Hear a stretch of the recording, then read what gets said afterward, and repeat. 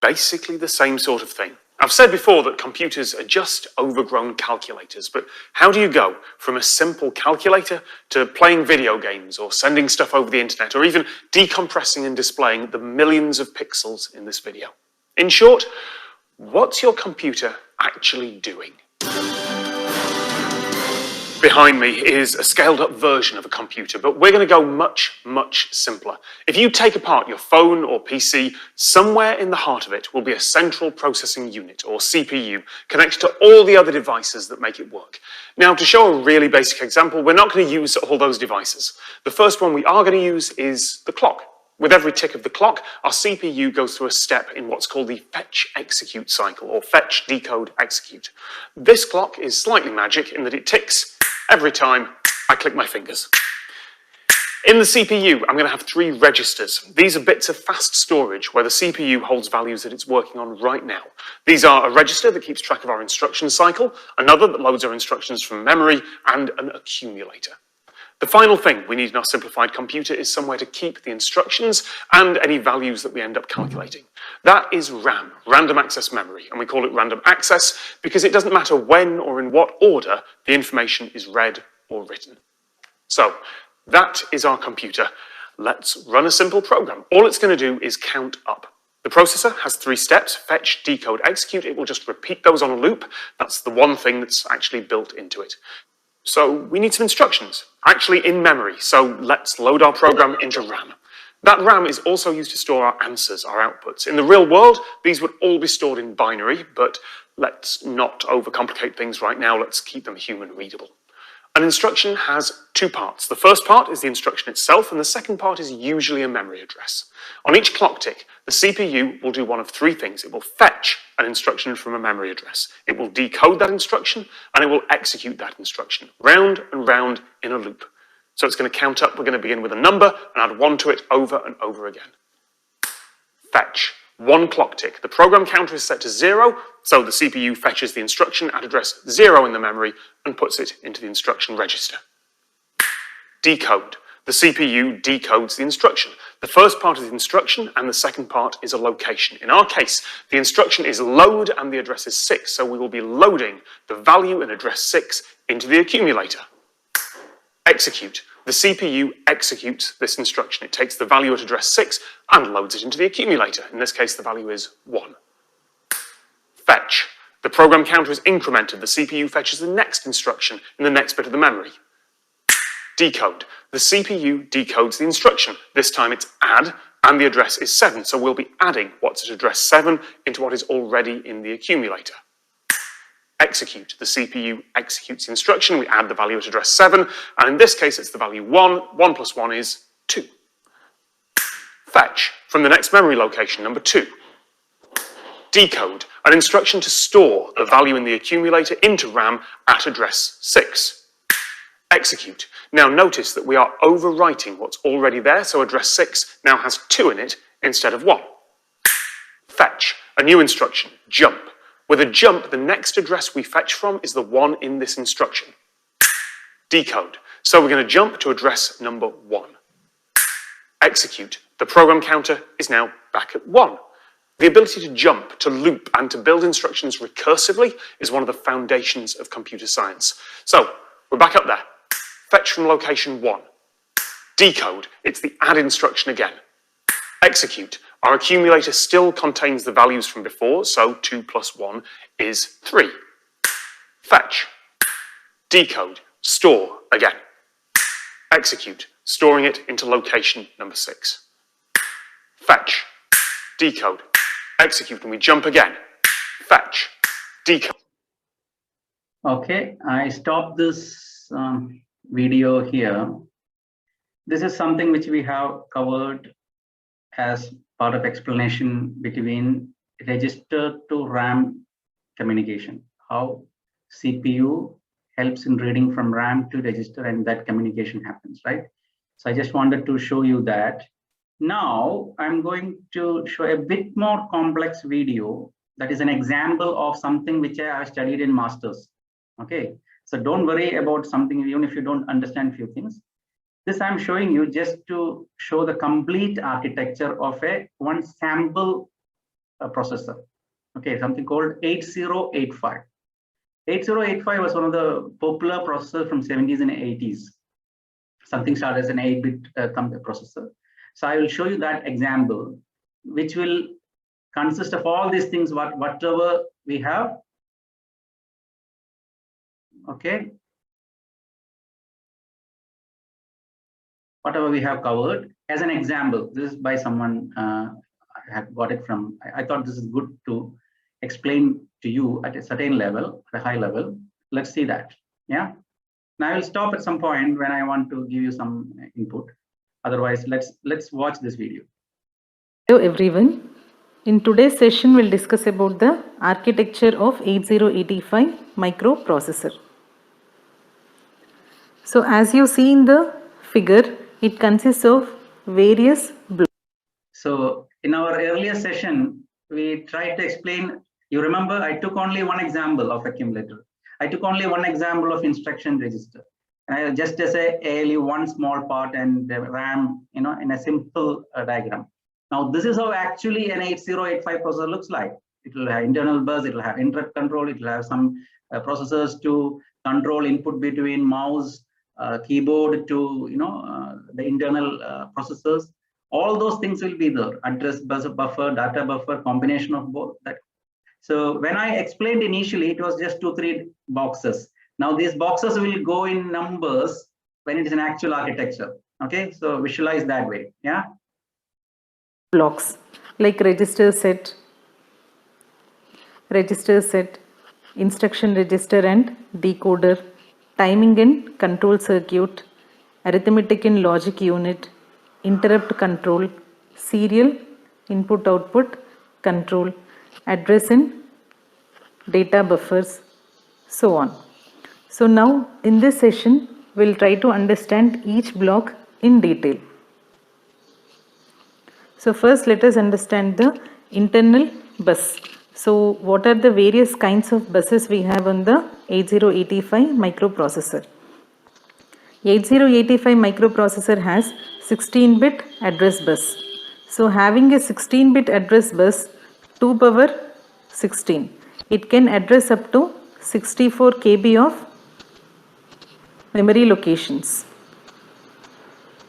So starting from, as I told you, 0000 to FFFF. This is the address range. So many memory locations the 8085 is capable of addressing. And address bus is unidirectional. So why it is unidirectional? Whether it is a read operation or write operation. So usually it may be a memory read operation or IO read operation, memory write operation or IO write operation. In both the cases, the microprocessor identifies which memory location it has to read or write from, or which IO device it has to read or write from. So that is the reason the address flows from the microprocessor. The address flows from microprocessor to the memory or to the IO device. So that is the reason address bus is unidirectional. And coming to the data bus. Data bus is 8-bit size and it is bidirectional. So why it is bidirectional? Because the address flow may be from the microprocessor to the memory and microprocessor to the IO device. But when it comes to the data may come from the memory into the microprocessor, or the microprocessor may write the data onto the memory. Same case when it is an IO also. The microprocessor may write the data onto the IO device or from the IO device to the microprocessor. So that is the reason data bus is bidirectional. And coming to the control bus. So various control signals like memory read, memory write, IO write, read control, read, write, hold acknowledgement, all these control signals, they are also bidirectional. The control bus is also bidirectional. So this is about the internal bus. Address bus 16-bit and it is unidirectional. Data bus 8-bit, it is bidirectional. Control bus, it is bidirectional. Now, when we try to understand each block in detail, we first start with the function of the microprocessor. The first thing what we expect from the microprocessor is to execute the program written. So, for example, the programmer has wrote a program and he will be saving in a memory location. And how do the microprocessor fetches the code, execute them and give out the result or act according to the program. So, we'll start with the program counter.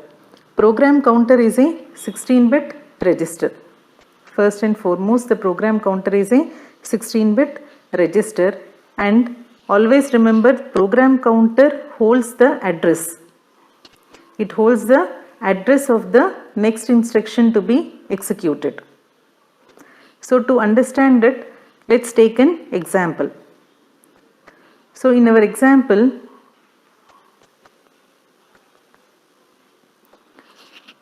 these are your set of memory locations. These are the set of memory locations, and assume that you have written your program at 1000 location, 1000, 1001, 1002, 1003. And this is what the code, some A, B, B, C, C, D, D, or you can take your XX, YY, ZZ, something. Okay, so I stop here. So I just wanted to show you this videos purposefully as an example. So 8085 is a example architecture. Now I'm not showing this. This is how one specific architecture works. And as I explained last when I shown you the simple one, there are many registers. It's not just one, right? When I took something that's only for explanation purpose, okay, you can see my slide now. Yes, Okay. sir.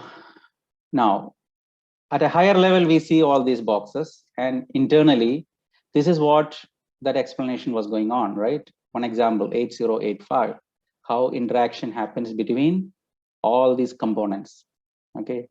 There is input port, there is output port, output controller, and there are different buses, and there is writing and reading from RAM to keyboard, and there may be device drivers, and all this work together.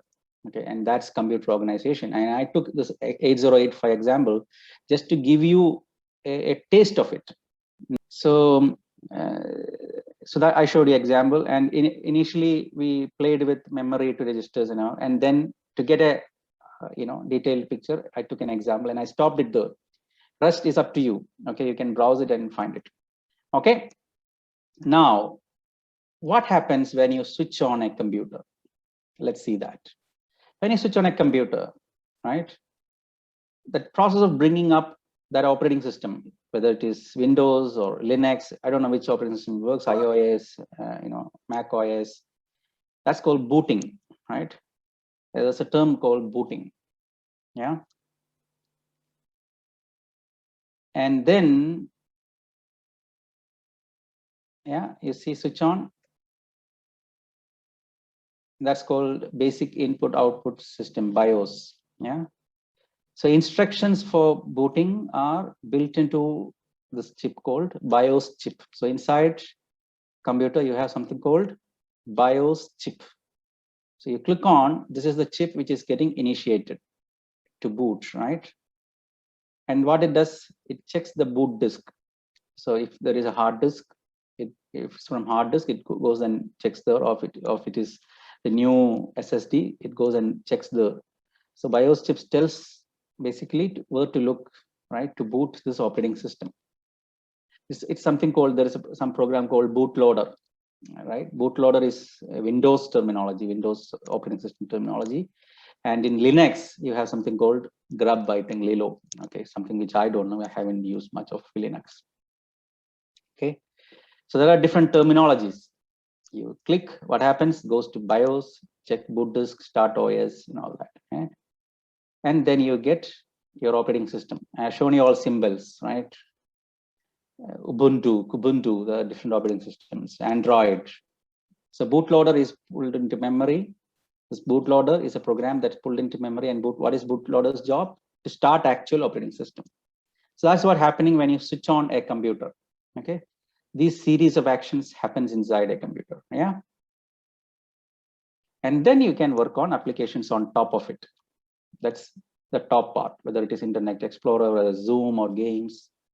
And this is what you see in one page. If from a Windows point of view, I will explain Windows because I have Windows desktop. That's easier. So you have some desktop, you have some task manager. Yeah. So how many of you have Windows operating system right now? Manu, you have Windows or something else? Yeah, I have Windows. So in Windows, if you go to your taskbar, you can see this. Have you seen all this taskbar, task manager, and all that? Yeah. Yes, sir. Okay, Ritesh, you have seen. Aditya, Yeah, sir. have you seen? Yes. And what for you have used Yes, sir. task manager? The task bar, actually. Yeah, taskbar. Like all the major icons are kept over. Sir, I use Task Manager for operating, like controlling which all apps are going to switch on during startup and controlling the apps which are going to be there in my taskbar. Yeah, that's good. That's good answer. So this is what task manager, right? So when you go and right click your taskbar, you will see this. Can you see this? Yes, sir. Okay. So it's important. You can see that percentages, CPU percentage, memory percentage, disk percentage, each applications, how much it is taking and all that.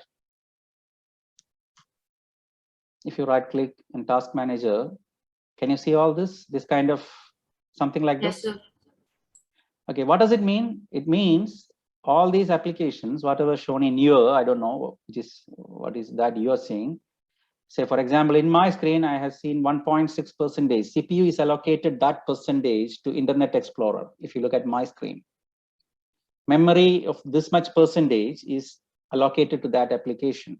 Disk, that is disk memory, that's actually at the moment is 0, showing as 0.0 MB, 1%. It's not showing up total, right?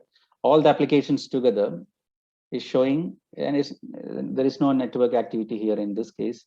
It's not showing that. It may be in a not connected state. And there are other things like performances. You can see a performance tab, 2.8 gigahertz. So you can see CPU performance. You can see how much memory used, disk space, and all that detail.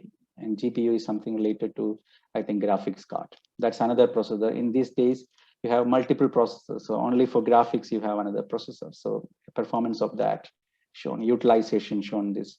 So in this taskbar, you can see all this. And then you have another something called details. Name of it, is it running, right? So if sometimes when you have your machine hanging, you see some applications are taking more memory, then you go to this place and kill it, right? So that your machine is free. Sometimes machine gets hanged because too many applications are running. If you open too many windows in the Internet Explorer, then it may get hanged. So then what do? You either close it. If you're not able to do it, you go here and you kill that process, isn't it? Do you remember? Or have you done? If not, that's what you do.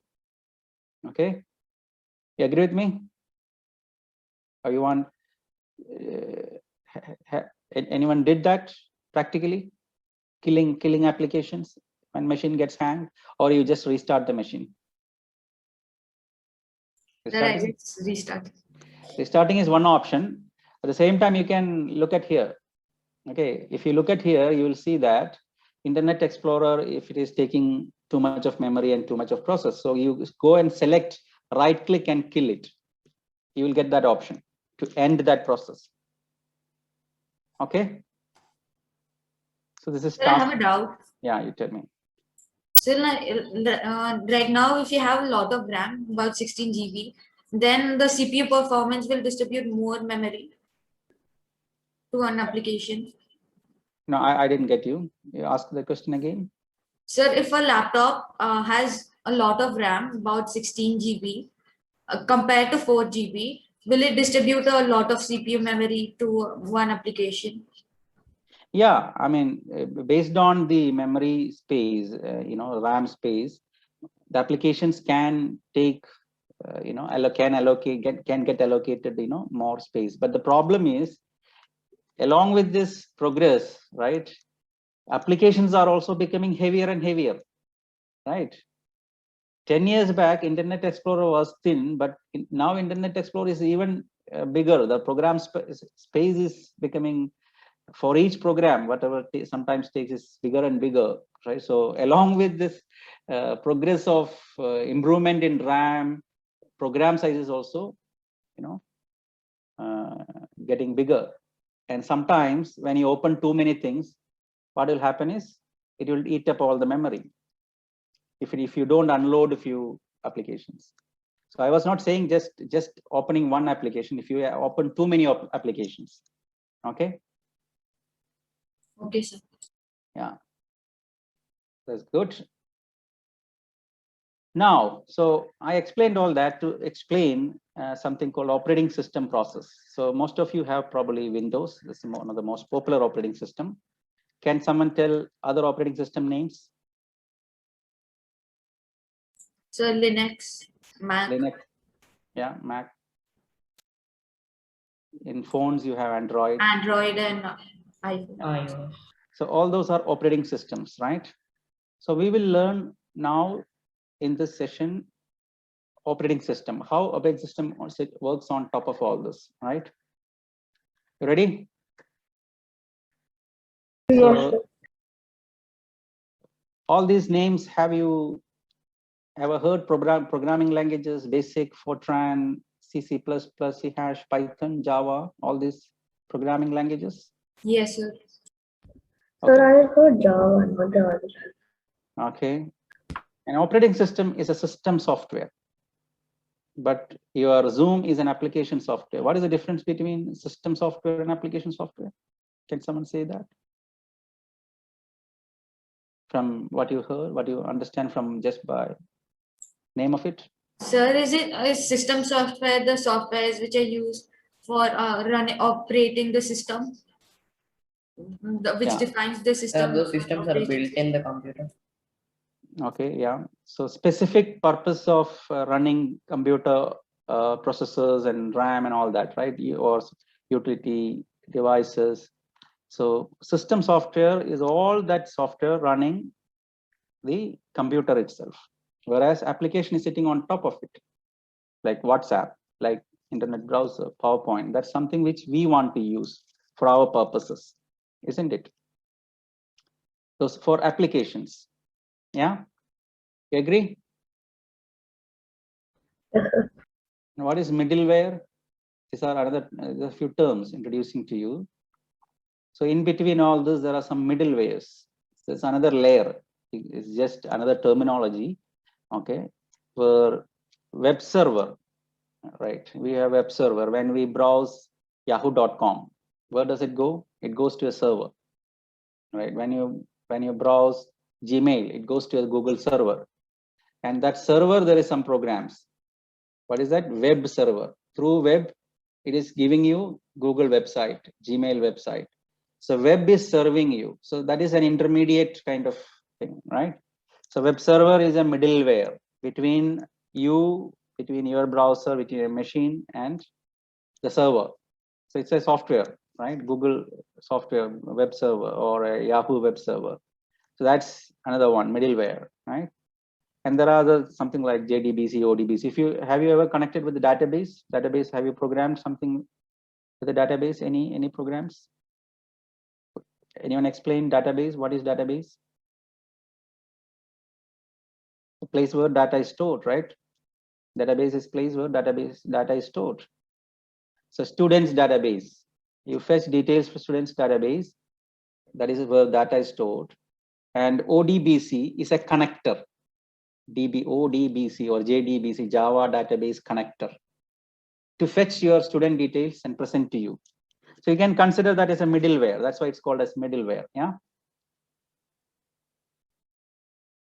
operating systems examples: DOS, Linux, Ubuntu, Windows, Mac, Popular. You already said that. And what are device drivers? Device driver is a program lets operating system communicate with the specific computer hardware, right? Like printers, all that, right? Sound card or whatever that falls, the keyboard, mobile, all those are device drivers. Utility software. What is utility software? Some specific utilities. There are some softwares used for specific utilities. Here it is written from a disk drives and printers, managing printers. There are some software for managing printers, right? So it is not, it is in a way, there is an application, but it is specific utilities. All application softwares are utilities, but it is specific to system associated things. So managing disk drive, managing printers. So it's a different name for that classification, right? Now, this is how the entire hardware and software is layered. Left-hand side, you can see hardware part. You remember we started with voltage, on, off, Boolean gate, processor, right? And then processor program, and top of it there is binary code, and top of it there is assembly code, and top of it is system software. And on top of it, you have application software. On top, you can see hardware part that is spanning across, right? And then software part. Hardware part and software parts meets, and under that, each one is a layer. One layer on top of it, one layer on top of it, one layer on top of it. And then finally, you have Zoom, which you are using today, which we are using for our communication. Application software on top of system software, on top of assembly code, on top of binary code, on top of processor program, on top of transistor, right? See the layering? This is how hardware and software is layered. Everybody got it? Yes, sir. You understood? If you really start from right, you will get that easily, because we are using application software from Zoom, games, calculator. On top of it, Windows, system software. On top of it, there is assembly core, intermediate core for that. Okay. So the assembly languages are like Python, C++, all those, right? So assembly language, it's something intermediate, right? Something intermediate. So when you compile in Python, it goes to an intermediate code. Some of the programming languages are like that. And I showed you add 7, some processor programs, add 7, load memory, those kind of language. Yeah. Okay, sir. One level above binary. Yeah. Okay, sir. And I showed you, right, that add 7, load 6, store 6, and all that. So that is that is how it looked like, assembly code. A bit more. So earlier people started with binary, and then they tried to give a bit more shape for us to. So computer understands and processing in terms of binary, but for human beings, for us to understand, people tried to improve on top of it, and then they came up with assembly programming, and then they came with our natural C language programming and what we can easily write. You understand? Okay. Yes, sir. So that's how that evolution happened. Yeah. Initially, it was difficult. We'll come to that history, then you will understand. If you understand history part, it's because I started from current, from today. Okay, we will reach. It's like flashback. I'm going to history tomorrow. Yeah. Okay, sir. Now let's go to operating system. Right. These are terminologies in OS. Operating system. OS means operating system. Utilization, scheduling, throughput, load average. All these terms, for now, you just hear it. Wait time, response time, from the mere English meaning of it. Wait time means you wait for it. Right? Turnaround means you get back to that. Response time means the immediate response. Throughput means within a second how much it goes through. Okay, CPU utilize, how much it is utilized. From that point of view, you understand. Okay, you don't think much on top of it, just from a mere word point of view. Okay, these are terminologies, right? Now I'll give a story. Now everything, now operating system will connect as a story. Mother cooks dosha for four children and serves on table one after the other, as FCFS, first come, first serve. FCFS is first come, first serve. Now we have 4 kids, Manu, Aditya, Ritesh, and Vinayak. Okay. Mother is cooking 4 of you this dosha. Manu came first. Okay, so he will get the dosha first. What is the meaning of it? First come, first serve. Easy, right? Everyone gets that point? There is no story, it's just a situation. Mother gives you the first person, first come, first serve. Now, this is a program. First come, first serve is a program, right? Used by operating system. It's an algorithm used by operating system, a logic. So whichever process, whichever program, whichever you can think in that way, process or program arrives first, that will execute it first. Okay, you fix it just like dosha, just like you coming in, you are the process here. You are the process. You get the dosha. Same way, mother gives you dosha because you came first, Manu. Same way, whichever process comes in, CPU will be allocated to that first. That is first come, first serve. And Manu here, look at that. P1 is Manu. Manu is taking 21 minutes to eat dosha. Okay, that is the meaning of it. Here, in computer terms, what will be that? CPU is allocated for 21 seconds or 21 microseconds, 21 periods, right? That's a time. Let's say that it is microsecond. 21 microsecond is allocated to P1, right? Because P1 came first. P1 is a process, or you think it is an program maybe, or application. That's first one. So CPU is allocated for your ease of understanding. So that's allocated first. And then P2. So what is the wait time for P1 to get that food or to get that CPU? What is the wait time for P1? Can someone tell me? P1, what is the wait time? The wait time to get served, or the wait time? Yeah, wait time to serve, get served. 0. 0, because you came first, you got it, right? P1 came first, so P1 got it. That's what you're seeing there. P1, 0. That's the average wait time for P1 is 0. What about P2? So is it 21? Yeah, it has to be completed because because the program has to be completed for the next dosa to be served. Yeah, exactly. So 24, then in fact 21, right? 21. P2 to start 21, and then P3 to start 24, and the last one to start. And what will be the average waiting time if you add and divide by 4? 18.7. That's the kind of speed that operating system will work with this processor, right? 18 microseconds. If it is first come, first serve. First come, first serve is a operating system algorithm. Okay, you understand that way. An average time in this case, this is just an example. Okay, just example. Yeah. So you already set P1 0 and done. So what are the advantages with this kind of algorithm? What are the advantages with this kind of algorithm?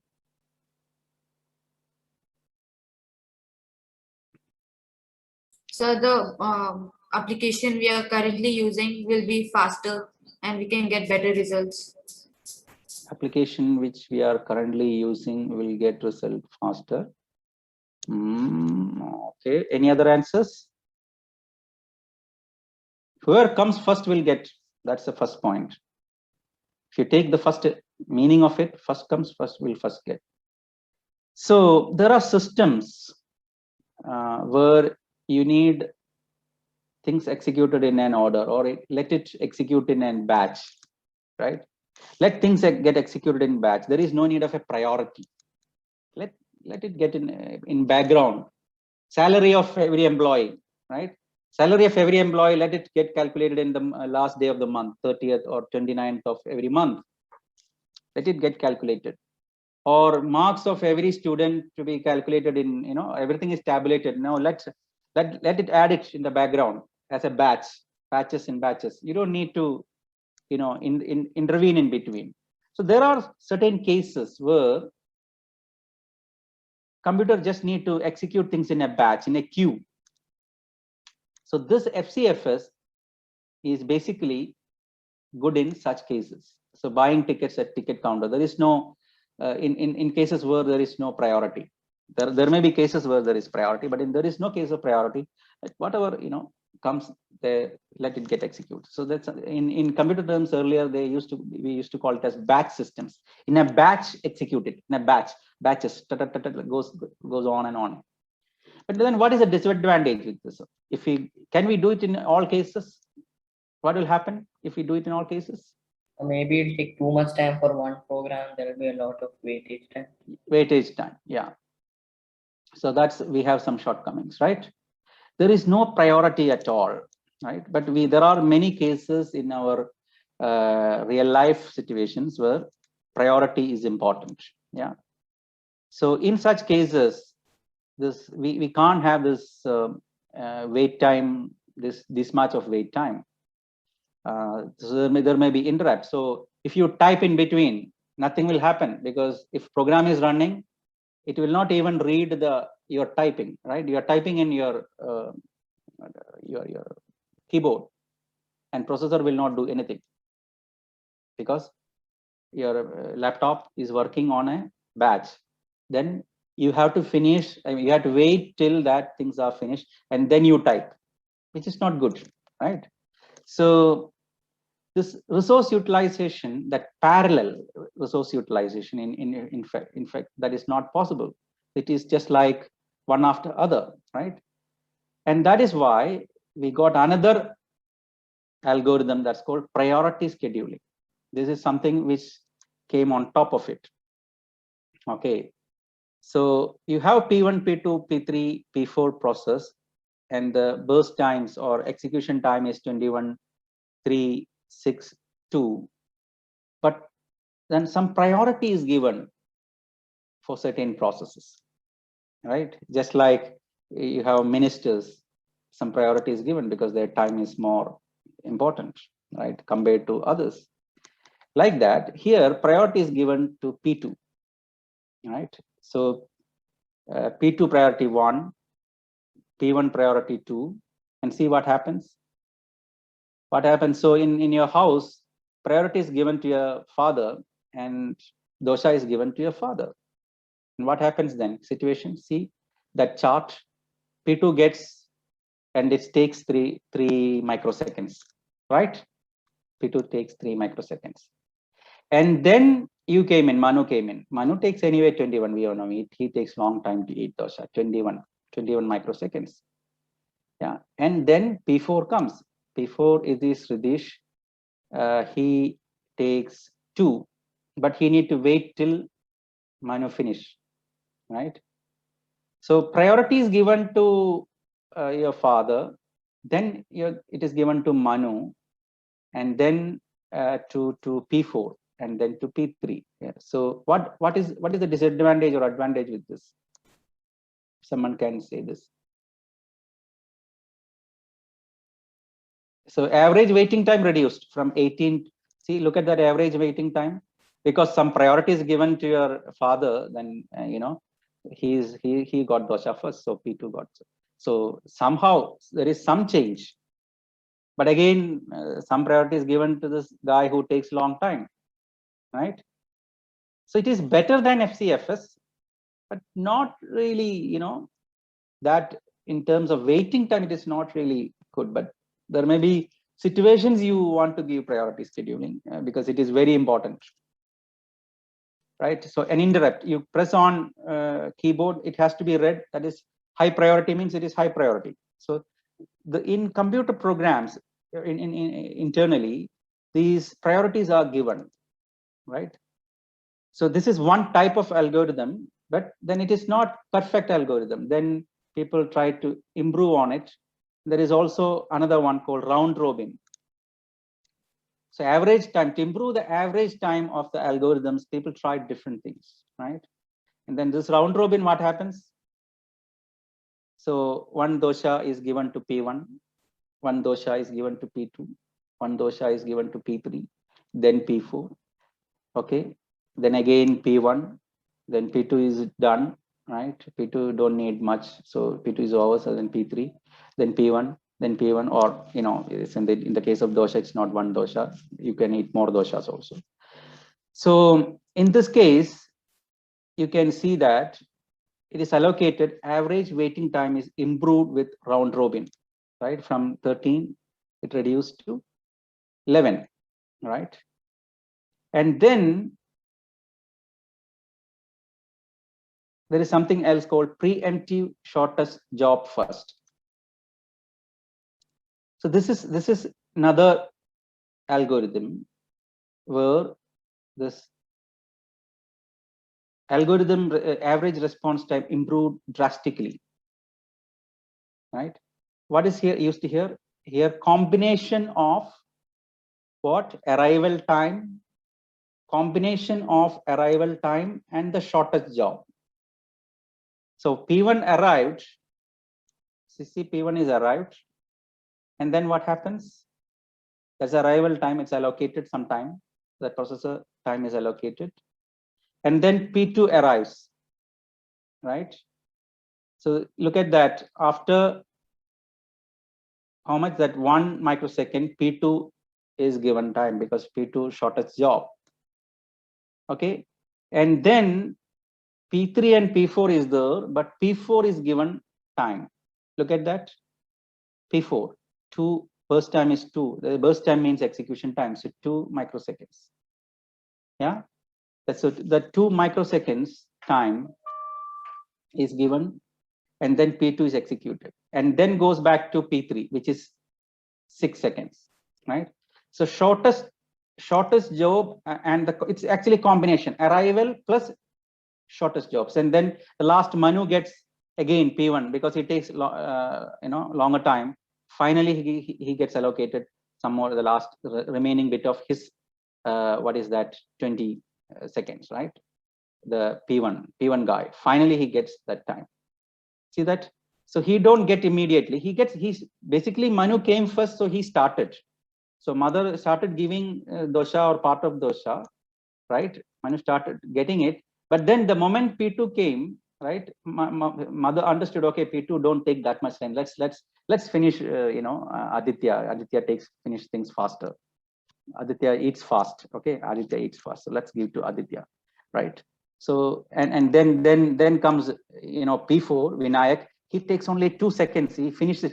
Hey Manu, just wait. Vinayak also goes, eats fast, and let him also finish, and then so then this average response time, right, drastically improved to 4.25 microseconds from where we started, first come first serve, 18 microseconds to 4.25, right? That is preemptive shortest job first. Sir, I have a doubt. Yeah, please. Sir, now if an application requires more memory, then how will the CPU distribute it? If an application requires Yes, sir. more Like memory, the CPU distributed okay, less, but it needs more, then how will it like? No, here we are not talking about memory. Here we are talking about execution time. Okay. So like if an application needs more execution time, but then the CPU didn't give the execution time like correctly for that application, what will happen? Now, see, the thing is, if it needs more execution time, so different applications, so operating system have different types of algorithms, right? So in this case, so time has to be allocated. My point is, preemptive shortest job first uses a combination of arrival time and execution time. If it is not given, it will be hanged, right? So have you observed sometimes when the process, when you run when you type something, nothing happens, right? Yes, sir. That time, operating system allocated processor to certain applications, and then you have to wait, right? You just key in, you don't get it. So what is the meaning of it? It is allocated to that particular process or that particular application. It is utilizing that memory or rather processor time. So when whatever you type, it's not working. And the moment it is released, you are able to type in. That is what is exactly happening, right? So here I'm trying to explain with more in terms of processes. So if to answer your second part of that, if enough memory and processor time is not allocated, that speed of execution, right, it will go down. The performance will go down. So, but that is managed by operating system. Operating system manage this allocation of processor time using these type of algorithms. What I'm trying to say is these are types of algorithms or programs. You can consider this as Windows program. So this is a Windows program. So Windows is trying to, give allocation to Internet Explorer, to Zoom, to games like this, right? Oh, okay. You open Zoom and then give some time to Zoom. So all I'm saying is in sequence, but this happens in microseconds, 1 by billionth of a second. But when I explain it, I'm saying it sequentially, but certain time, what we are trying to say, certain time has to be allocated. So this is a pictorial representation. So you have to think in that way. Okay. Okay, sir. Is there a question on top of it, or is it clarified? Did I explain your doubt properly? Yes, sir. Like I just wanted to know what will happen if the execution time is not given properly to an application. Execution time has to be given. That is the job of a program and this operating system. If it is not given, means it is not executing. Yes. That's it. Okay, sir. Okay. Yes, sir. Okay, so this is where I would like to stop because this is a logical ending. So where did we start? We started today. We started with computer organization. We just went to another video of an example 8085. We explained this particular part, computer organization, right? This computer organization part, yeah, using through a video example 8085. But this also we have explained this in the first or second class, right? How RAM and register and when that processor sends a clock, how reading and writing happens, right? And then this is a total architecture in that motherboard. And then we try to explain what happens when you switch on a computer. Yeah, it goes to BIOS, it loads, it boots operating system. Yeah, at that level, application level, and that's called the bootloader. An operating system is loaded, and then on top of it, you work applications. This is what you see in the taskbar of Windows, and then Task Manager. You see all this allocation. So you were saying that what happens if it is not allocated, means it is not working. So you can see how much is CPU is allocated. This is why I was explaining that CPU allocation. What percentage of CPU is allocated in each of the process? Can you see this? And that is our algorithm. First come first serve, shortest job first, right? Those algorithms are behind this stuff allocation. Now you got it? You got the connection? Yes, sir. This is Windows operating system is giving you that algorithm behind the scenes system software that's running to allocate the CPU percent. If it is not, means it is not working. So you see that 0%. It's not working, right? Sometimes PowerPoint is open there, but you don't touch it. What happens? That is 0%. You don't allocate. You are browsing, then 1.6% is allocated. You got the connection? Answer a bit more clearly now? Yes, sir. Yeah, so that is that CPU allocation, the question you precisely asked, CPU allocation. You browse it, suddenly CPU gives 1.6% to that. You don't need to give anything to Microsoft PowerPoint because you are not utilizing it, but it is there, that's all. You opened it, but you are not utilizing it. Okay, and then you went through all this, and then when you a bit of what is there, you have seen all these programming languages, system software, application software, blah blah blah. Yeah, what is a device driver? Yeah, and then you see this entire layering from all these 4 days we have covered from in one shot. Yeah, one shot layering from top application software on sitting on top of operating system on top of assembly code, and like that we have explained. And someone asked this question in between, but I think Aditya or someone asked, you need to see that 3 days video, and then I will answer you tomorrow if there is a question on top of it. Yeah, so this is both we explained in last what we covered in last 4 days is this entire slide, hardware part to software part, and that entire blending it, right? We covered each box, each of the box we have covered. Yeah, if you look at voltage on off, that is a signal, everything is voltage on off, that is 1 0 boolean, right? 1 0 on 1 off 0 on off, that's the spelling mistake. So on off boolean logic gates, then transistor, then processor programs, maybe the specific processor specific programs, device drivers, the binary code, and then came to operating system. We talked about waiting time difference, algorithms. We talked about, these are called non-preemptive and preemptive scheduling. It's a scheduling thing. Program, this is scheduling means allocation of processor. So we in our computer terms, we call it as non-preemptive and preemptive. What is preemptive? Preemptive means in between you can change. So something comes in between it, you gives priority to that. Non-preemptive is first come, first serve. There is nothing.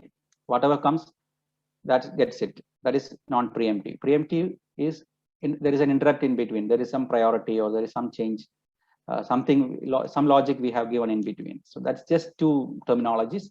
But end of the day, these are operating system processes or dosha making process. The way dosha is given to you, same way operating system is allocating process time to different applications.